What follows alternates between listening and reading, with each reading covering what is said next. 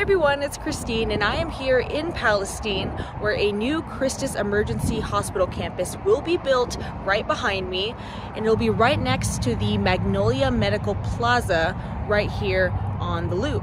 And so this project will include a 20,000 square foot facility that will house a freestanding emergency department with inpatient beds.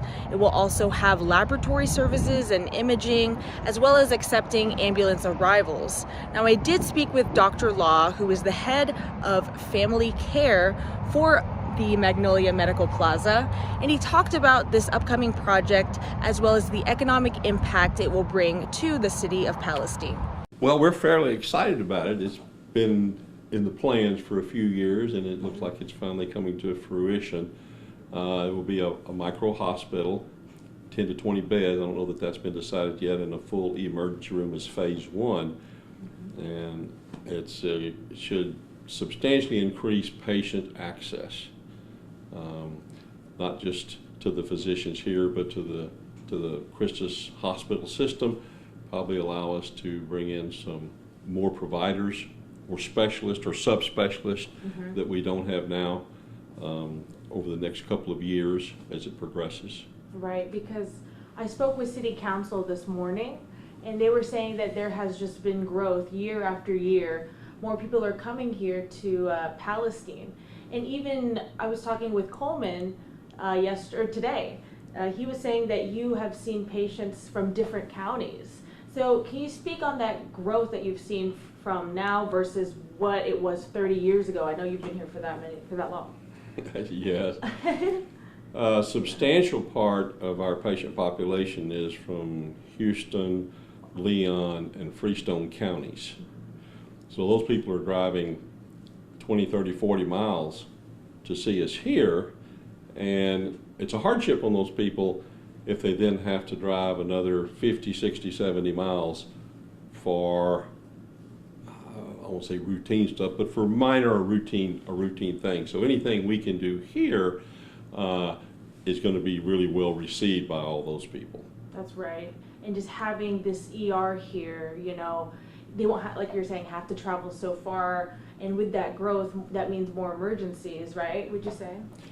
Yes, it'll be from looking at the ones they did in Canton and Athens, exceeding all expectations, and we expect the same thing to happen here.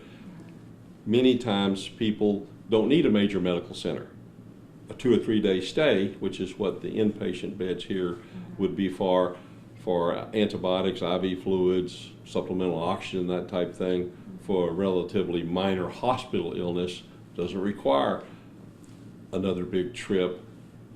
Family visiting, that sort of thing, is a hardship on people. That's right, yeah. And so, yeah, you talked a little bit about the impact, but what else can you say that this new facility will bring to the city of Palestine in terms of economic impact or that sort of thing? There'll be a good number of jobs open from it. I think initially maybe 40 or so, but then that's going to expand over time as it gets up to speed. You know, there's some growth involved with it when you open something new like that.